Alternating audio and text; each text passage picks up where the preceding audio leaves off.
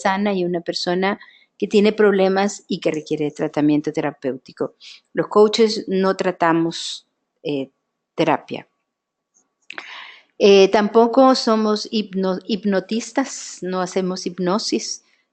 Sí utilizamos herramientas poderosas que nos ayudan a que la persona encuentre sus propias respuestas y que vea su realidad desde nuevos lentes, porque las personas tendemos está comprobado que las personas vemos desde ciertos lentes que vamos creando a lo largo de nuestra experiencia, en donde nos vamos programando. Entonces, cuando hacemos coaching, le ayudamos a la persona a quitarse esos lentes y ponerse nuevos lentes que no es que sean malos o buenos los primeros, sino que les sean útiles para los objetivos que se ha trazado, para lo que quiere lograr. Tampoco somos mentores. Y aquí tal vez te pregunto, ¿sabes qué es, de dónde viene el concepto mentor? Me gusta hacer esta pregunta porque normalmente la respuesta que obtengo es que no sé de dónde viene. Bueno, para los que leímos el libro de la Ilíada cuando estábamos en el colegio, mentor es la mano derecha de Ulises. Ulises es el rey y se va a la guerra. Entonces le dice a mentor, te dejo a mi hijo, Telémaco, para que le enseñes todo lo que tú sabes, para que le transmitas toda tu sabiduría. Y yo me iré a la guerra y así que espero que tú eduques a mi hijo. Entonces, eso es un mentor. Un mentor es una persona que tiene muchísimos conocimientos, muchísima experiencia, muchísima sabiduría, y lo que hace es transmitirle a la persona ese conocimiento. Ahora, si te das cuenta, el círculo está de alguna manera traslapado con el de coaching, cada uno de ellos. ¿Qué significa esto? Significa que de repente como coaches sí podemos entrar en un rol, sí, obviamente en el caso de una terapia tenemos la formación, podemos entrar a ser terapeutas, pero si no tenemos la formación, por supuesto que no. Igual si no tenemos las herramientas de hipnosis o de algún lenguaje de trance, pues tampoco. Igual como mentor, si yo tengo un conocimiento, por ejemplo, en mi caso, que yo he venido trabajando tantos años en el mundo de recursos humanos, obviamente yo tengo muchísima experiencia, muchísimos conocimientos, tengo muchas historias que contar de buenas prácticas y también de malas prácticas. Entonces, cuando estoy haciendo coaching, por ejemplo, a equipos de recursos humanos, de repente puedo saltarme al rol de mentora y dar algunas indicaciones, contar algunas cosas que yo haría y luego de nuevo paso a mi rol de coach haciendo preguntas como, ¿y esto te es útil a ti? ¿Y esto que te he contado ahora o que mi experiencia crees que la puedes aplicar en tu área o en tu empresa o contigo? Y tampoco somos formadores. Como coaches estamos más bien buscando que la persona saque su propio conocimiento, su propia sabiduría, lo que ya sabe, pero no sabe que lo sabe. Eso es lo interesante. Nosotros sabemos muchísimas cosas, pero no sabemos que las sabemos. Entonces, cuando estamos en un proceso de coaching, le ayudamos a la persona a que lo pueda identificar. Entonces, no tenemos el rol de formador, pero de nuevo, eventualmente podemos saltarnos al rol y regresar al de coach. Así que entonces, el propósito de es dejarte claro que no es coaching para que entiendas luego lo que sí es. Y vamos a ir entrando de dónde viene el coaching. Y a lo mejor te has preguntado, ¿es algo moderno, es algo reciente, es algo que empezó hace el año pasado, el siglo pasado? No, te cuento que quien trajo con su método mayéutico lo que es la metodología del coaching fue Sócrates. Como él decía, yo no puedo enseñarles nada, solo puedo ayudarles a buscar el conocimiento dentro de ustedes mismos, lo cual es mucho mejor que traspasarles mi poca sabiduría. Así como dice Sócrates, si pueden ver, fue 400 años antes de Cristo, él ya tenía esa metodología en donde cuando él estaba con sus alumnos, él les decía, más bien les hacía preguntas para que las personas conceptualizaran.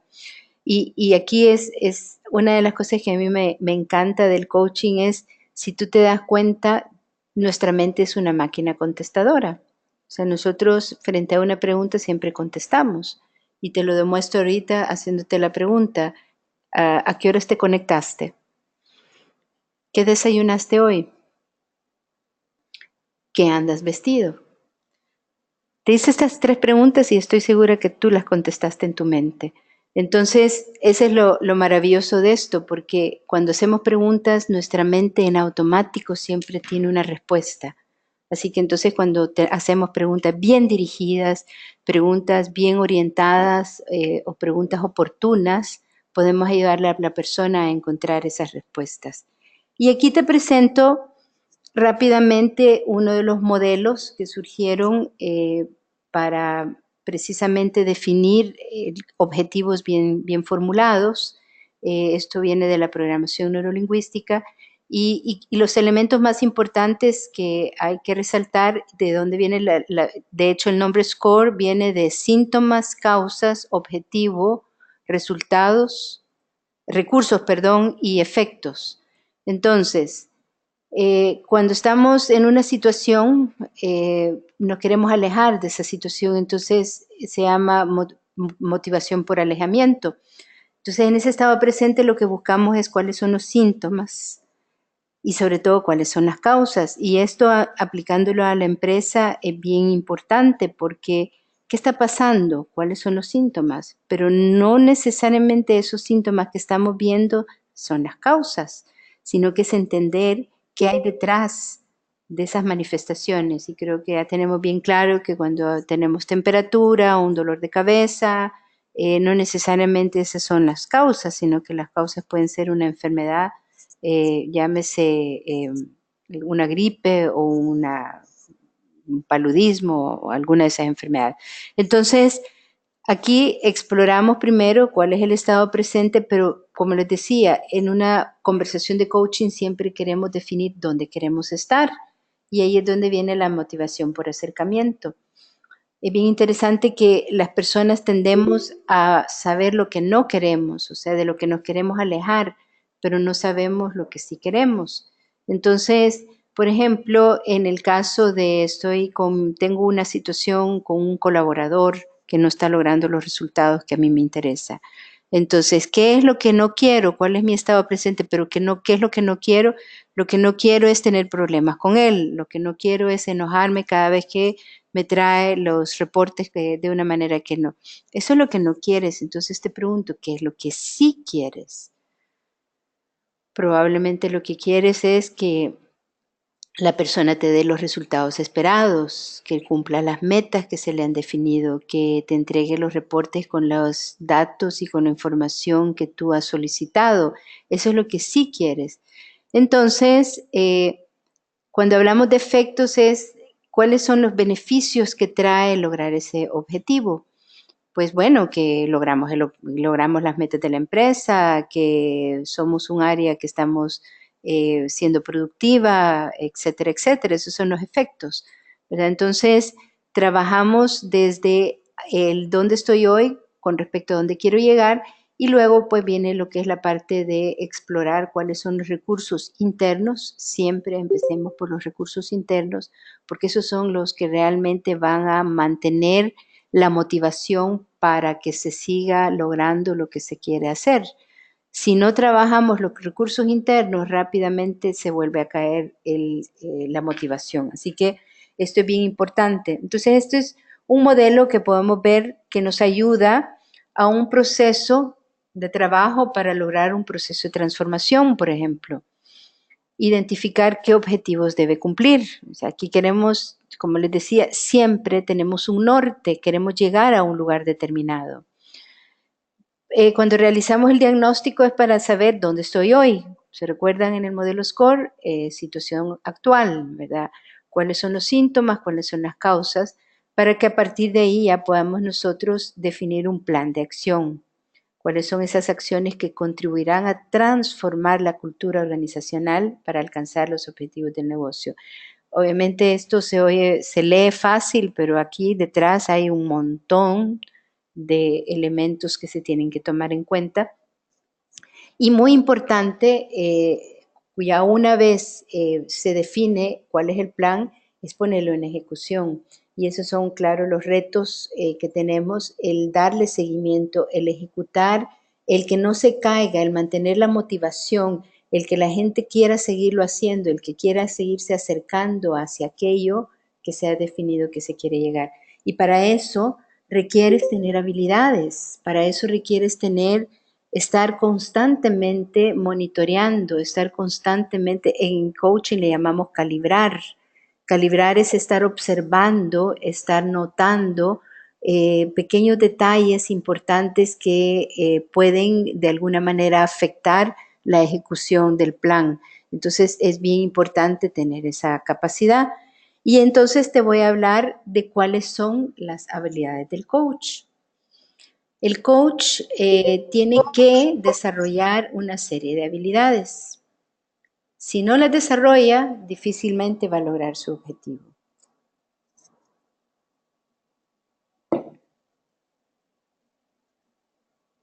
En primer lugar, la más importante es la escucha.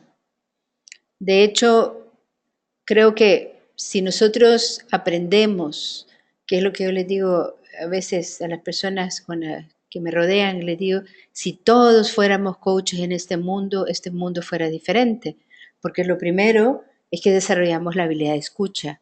Aprendemos a escuchar verdaderamente lo que las personas nos están transmitiendo. Es una habilidad que hemos perdido hoy en día. Luego está la habilidad de apoyo, y la habilidad de apoyo viene también con la palabra rapport. Cuando tú haces rapport, logras conectar con la otra persona y la otra persona pues se abre y puede expresar lo que está sintiendo o pensando. Otra herramienta poderosísima del coaching, como les decía, de Sócrates, que fue el que nos la trajo, es unas preguntas, porque nosotros siempre respondemos frente a las preguntas. Y hay otra que vamos a hacer una diferencia entre preguntas y metapreguntas, porque las preguntas más que todo van a entender qué es lo que está pasando. Y aquí le llamamos incluso preguntas de precisión. Y las metapreguntas van en función de entender qué cree la persona acerca de lo que está viviendo, qué siente, qué piensa, qué significado le está dando a la experiencia que está viviendo. Y luego hablamos de inducción de estados. Nosotros nos vivimos induciendo estados constantemente, o sea, desde que nos levantamos y desde que tenemos el primer pensamiento, creamos un estado interno. Depende del pensamiento, por supuesto. Si tu pensamiento en la mañana, cuando abres tus ojos, es, ay, qué pereza, tengo que ir a la oficina y tengo que ir a ver a mis compañeros de trabajo y tengo que ir a ver a mi jefe, imagínate cuál es la motivación con la que te vas a levantar. O lo contrario, te levantas, abres tus ojos y dices, un nuevo día, hoy tengo este proyecto, voy a relacionarme con estas personas, voy a aprender esto. Entonces nota en los estados en que te mueves en esa mañana. Entonces nosotros vivimos induciéndonos estados, pero también inducimos estados en las otras personas, porque eso que nosotros sentimos y pensamos y lo expresamos, de alguna manera contagiamos a la otra persona. Entonces, como coaches, nosotros tenemos que crear la habilidad para poder inducir estados de recursos, así le llamamos, estados que crean el deseo de hacer las cosas, que empoderan, que provocan que la persona se la crea. Así que entonces esas son las habilidades a grandes rasgos. Me voy a centrar un poquito en dos específicas. En primer lugar, me voy a mover en la de escucha. Como les decía, la más importante es escucha. Y aquí podemos ver 4 niveles de escucha. Desde la escucha superficial, como te decía hace un rato, lamentablemente el ruido del mundo en el que vivimos ahora, de la tecnología, que es muy, muy positiva, yo creo que la tecnología es algo muy positivo, pero también tiene su lado oscuro, que nos roba la habilidad de escuchar, porque estamos en 3 cosas a la vez y definitivamente está comprobado que el multitasking no existe. Ya los neurocientíficos han demostrado que ese mito, y sobre todo que nos lo atribuyen a las mujeres de que podemos hacer 3 cosas a la vez, falso, no existe. Eso no es así. No existe el multitasking. Y por ende, si tú estás en 3 cosas a la vez, estás cambiando de actividades una a la vez en cuestión de microsegundos. Pero entonces no estás escuchando. La escucha participativa incluso es también la que estás respondiendo, pero tampoco estás poniendo mayor atención. Los 2 niveles que necesitas, y específicamente el que más necesitas para como coach, es el de la escucha profunda. Y la escucha profunda es la que te permite notar cuando una persona te está transmitiendo algo, porque recuerda que las palabras te dicen una cosa, pero la fisiología de la persona probablemente te dice una cosa diferente. Entonces, si tú verdaderamente estás escuchando, vas a tener esa habilidad de identificar que algo le está pasando a la persona. Y eso ayuda a que puedas hacer preguntas de precisión. Si tú escuchas, ahí es donde le puedes hacer preguntas como, porque puede venirte alguien a decir, es que lo que pasa es que nadie me apoya, yo tengo que hacer las cosas solas. Y entonces aquí puedes hacer la pregunta, ¿a qué te refieres? Aquí específicamente, ¿quién te dijo que no te puede apoyar? ¿O de quién específicamente estás hablando? Entonces, las preguntas de precisión aterrizan a la persona para que se pueda resolver, porque si seguimos hablando muy general, queda todo muy general y no se puede atender la situación. Entonces, es importante cuando estamos verdaderamente aplicando la habilidad del coaching, las habilidades del coaching y específicamente la escucha, nos permite hacer preguntas adecuadas, preguntas oportunas, preguntas que pueden ayudar a la persona a salir de esa alucinación en que se encuentra en ese momento, porque a lo mejor en ese momento está enfrascada en que está en un problema y que no lo puede resolver y que pobrecita. Y entonces se pone en el rol de víctima. Y entonces en un estado de víctima se bloquea. Y entonces cero resultados. Entonces, si nosotros escuchamos y hacemos preguntas, podemos ayudarle a la persona a salirse de ese estado y a empoderarse. Entonces, ok, hemos hablado del coaching, hemos estado hablando de las habilidades del coaching, hemos hablado de qué es importante tener en mente cuando estamos haciendo coaching. Entonces, te podrá surgir la pregunta qué tiene que ver con la cultura organizacional. Y tal vez para entrar un poco el tema, porque yo creo que tiene muchísimo que ver con la cultura organizacional, es qué es la cultura organizacional. Y esta es una definición muy mía, que la planteo porque viene de la observación. Es el comportamiento evidenciado, o sea, es lo que vemos en las empresas sobre el pensar y sentir de un grupo de individuos. O sea, tú ves lo que las personas dicen y hacen. Tú no sabes lo que están pensando y sintiendo. Para mí la cultura organizacional es el corazón de la organización. Y cuando hablo del corazón es precisamente es el que bombea la energía dentro de la organización. Porque una cultura sana, una cultura que está bien alineada, una cultura, llamemos de cooperación, de colaboración, de armonía, de alegría, es una cultura que va a llevar a lograr resultados. Todo lo contrario, una cultura en donde hay envidias, en donde hay serrucharse el piso, en donde hay rumores en los corredores, en los pasillos, no te lleva a los resultados. Entonces, por eso es tan importante tener en cuenta lo que tienes en tu organización. Y sí te puedo decir una cosa, siempre, en toda organización, en las familias, en las empresas, siempre existe una cultura. Lo que pasa aquí es que hay que ver cuál es la cultura. ¿Es esa la cultura que tú quieres tener para lograr tus objetivos? ¿Es el estarse serruchando el piso, el estarse boicoteando, el que no, mis objetivos son más importantes que los tuyos, la cultura que te va a ayudar a lograr el objetivo? Entonces, es bien importante entender que la cultura es parte, o sea, es la esencia de una organización. y me doy cuenta de esa cultura a través de los comportamientos evidenciados de lo que la gente dice desde que llega hasta que se va. Dice acerca de las políticas, dice acerca de los proyectos, dice acerca de los jefes, dice acerca de los colaboradores, etcétera, etcétera. Lo que la gente hace o no hace, cumple con los horarios. Por ejemplo, de las cosas interesantes que veo yo a veces es, no me gusta marcar tarjeta.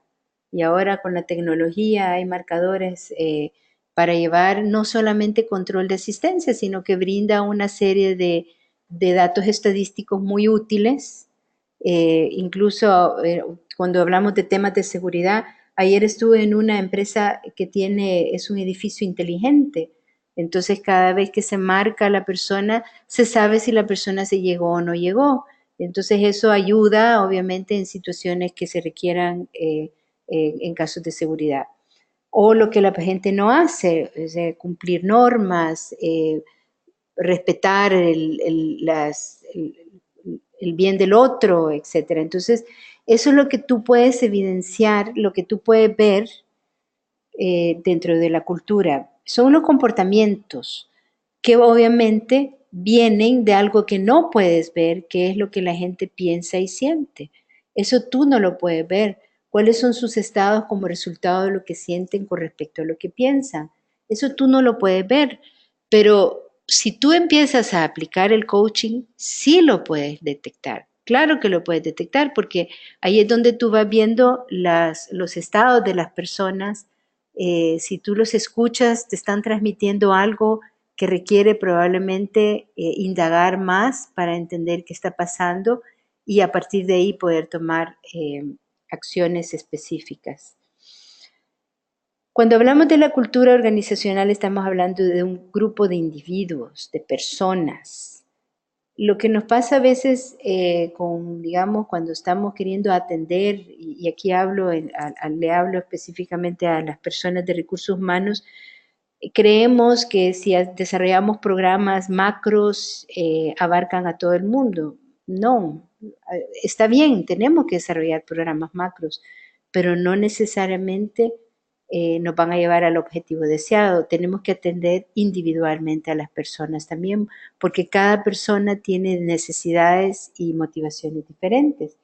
Y aquí es donde voy a entrar al mundo de Abraham Maslow, que fue uno de los primeros psicólogos humanistas de la psicología positiva, que incluso se enfocó en la gente sana, no en la gente emocionalmente enferma o mentalmente enferma.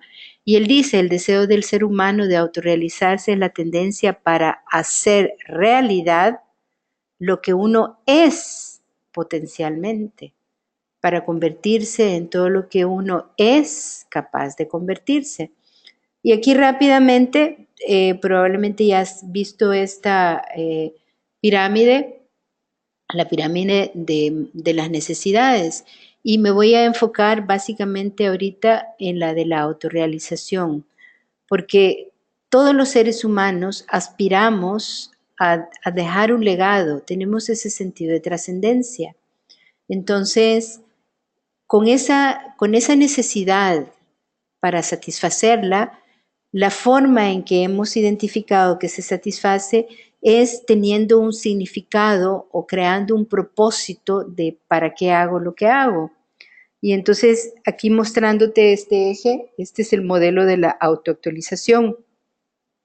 Si tú quieres mover a una persona de pasar de incompetente, competente torpe, a competente, a experto, a maestría, requiere esa persona motivación. Y esa motivación es intrínseca al 100% y la crea la persona individualmente. ¿Cuál es el significado que le da a lo que hace?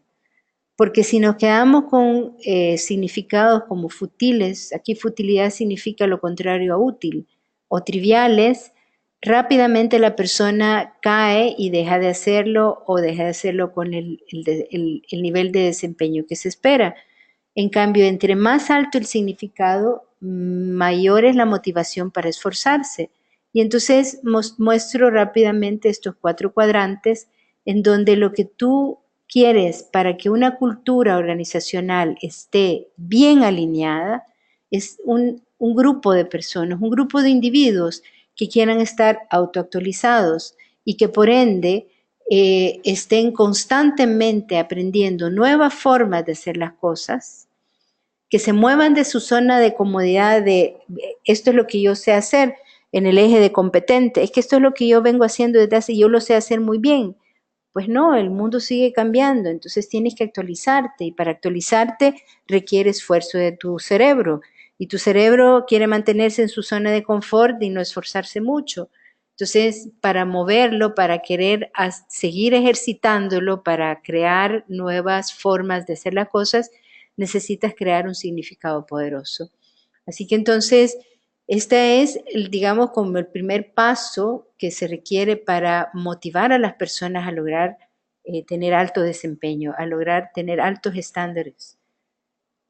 Entonces, la metodología del coaching, el propósito es usar las capacidades, en primer lugar, de autorreflexión, o sea, es desarrollar esa capacidad en donde yo me veo a mí misma y me doy cuenta cómo me veo dentro del entorno en que me encuentro, con una conversación dirigida, por supuesto, ¿verdad? Y para eso el coach, pues como te decía, tiene que desarrollar ciertas habilidades que pone de manifiesto las creencias, la identidad, las intenciones, las esperanzas, etcétera, etcétera, y todas las cosas que lo inspiran y mantienen vivo y revitalizado en cuanto a las demandas de una cultura organizacional.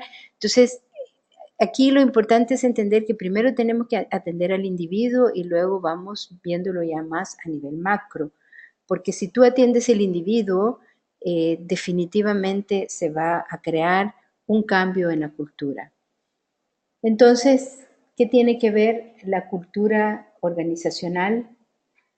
En primer lugar, ayuda a crear propósitos a cada miembro de la empresa para satisfacer su sentido de trascendencia.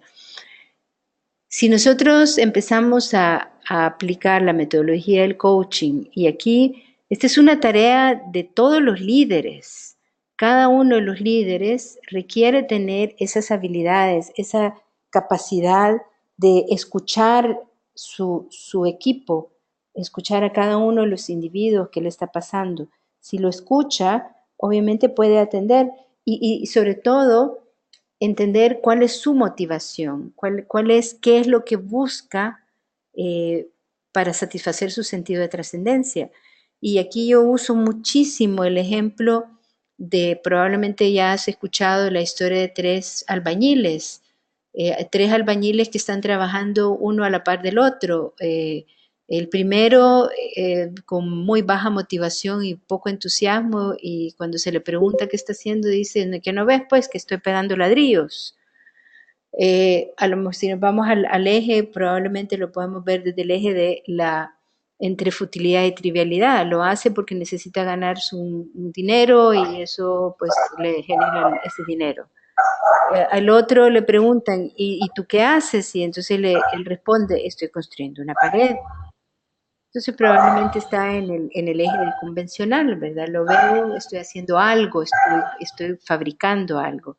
Y la tercera persona que muy alegremente está en ese momento pegando los ladrillos, al igual que sus dos compañeros, y le preguntan, ¿qué estás haciendo? Entonces él responde, estoy construyendo una catedral que le voy a poder dejar a mis nietos. Ese es el sentido de trascendencia. Y aquí entender esto no es la tarea, es el significado que le doy a la tarea. Yo he visto personas que hacen la limpieza de las instalaciones y lo hacen con una alta motivación y con un deseo de querer aprender a hacerlo mejor, porque saben que la tarea que están realizando la están realizando para satisfacer al cliente de su empresa. Entonces, aquí cuando tú tienes líderes, coaches, puedes ayudar a que cada uno de los individuos encuentre su sentido de trascendencia en lo que hace. Además, enfoca a todos hacia objetivos claros y comunes. Con la metodología del coaching, tú defines un objetivo, defines dónde estás hoy con respecto al objetivo, a dónde quieres estar, qué necesitas, qué te lo impide, etc. Entonces, es una forma de dirigir, de orientar a toda la organización hacia un objetivo común. Y finalmente, para mí la más importante es que humaniza las organizaciones, porque las empresas están conformadas por personas, por seres humanos, por personas que cada una tiene una inquietud, cada una tiene una necesidad diferente, y cuando nosotros empezamos a conocer cada una de sus necesidades, podemos orientarlas, podemos apoyarlas. Hay personas que les gusta quedarse en el puesto en que están y tal vez enriquecer ese puesto. Hay otras que tienen aspiraciones a posiciones gerenciales. Hay que ir entendiendo cada uno de los individuos cuáles son sus necesidades. Entonces, si las organizaciones logran humanizar las organizaciones, van a tener gente feliz, y está comprobado también que las personas felices logran grandes resultados. Las personas que están en un estado de alegría, de optimismo, de apoyo, de colaboración, de armonía, logran mucho mejores resultados que las personas que están amargadas, que están frustradas, que están enojadas, que están peleando. Así que entonces termino aquí con este pensamiento: si queremos mejores empresas, debemos comenzar por convertirnos en mejores personas. Así que pasamos entonces a las preguntas. Si tienen alguna pregunta, me gustaría que me lo digan.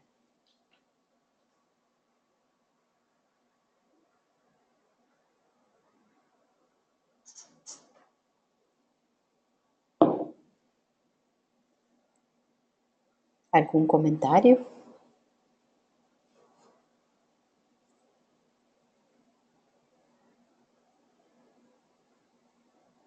¿Hay alguien que quiera decirlo verbalmente? Le podemos prestar el micrófono.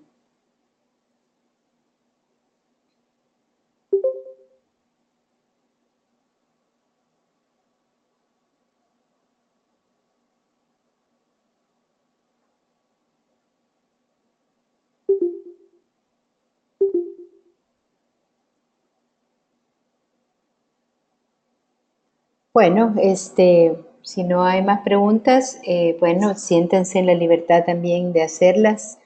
Eh, para nosotros va a ser un gusto poderles responder, y esta grabación se la vamos a enviar para que la tengan y pues la pueden volver a escuchar, y si al escucharla de nuevo pues surge alguna inquietud, con muchísimo gusto estamos a la orden. Así que entonces,